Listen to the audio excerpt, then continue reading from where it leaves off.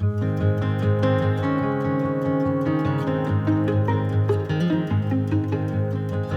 m'appelle David Calvé, 42 ans, je suis à Veolia à Toulon, au service ANC et travaux.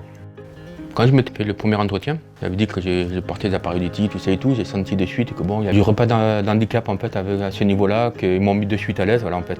Après, j'ai pas hésité d'en parler avec le collaborateur. Je suis Julien Gabriel, je suis technicien SPANC.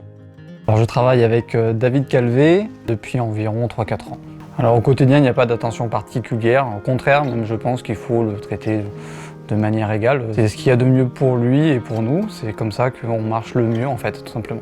Pour l'ANC, on est tout seul, je veux dire, on fait le contrôle de la faute, tout ça et tout, on est autonome. Quand je vais sur le terrain, tout ça et tout, que j'explique parce qu'il y a toute une procédure administrative, tout ça, on est autonome, après voilà, après il n'y a pas de souci là-dessus, quoi. Non, il n'y a pas de répercussions a priori, tous les collègues savent son handicap et il n'y a pas de gêne particulière, il n'y a pas d'impact.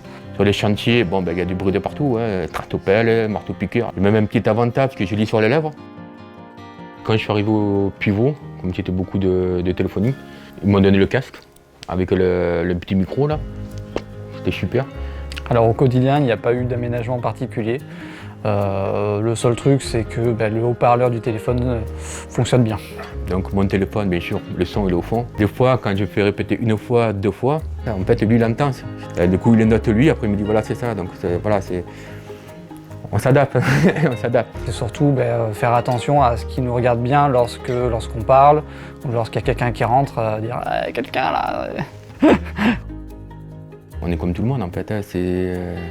Il y en a qui portent des appareils auditifs, il y en a qui portent des lunettes, il y en a qui ont des béquilles. C'est le même titre que le couleur de peau. Hein. Il faut voir la personne, il faut voir ce que vaut la personne, il faut voir les compétences de la personne. Pas juger comme j'ai dit au premier abord, quoi. En fait, ils sont plus attentionnés aux gens. Donc ça donne des collègues qui regardent comment vous êtes, dans quel état d'esprit et qui savent bien s'adapter à tous ceux qui y côtoient. On peut en tirer qu'un point de vue différent de celui qu'on a de tous les jours et qui peut être finalement un atout à l'entreprise.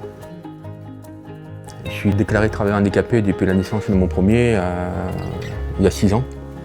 J'étais au chômage, j'ai cherché du boulot au taquet, on m'avait dit voilà, avec les RQPH, peut-être tu trouveras plus facilement du travail. Ça n'a pas été mon cas, mais si je peux dire si ça m'a apporté, c'est par rapport à la prise en charge des appareils. Ça m'a permis d'être mieux remboursé, d'être mieux pris en charge.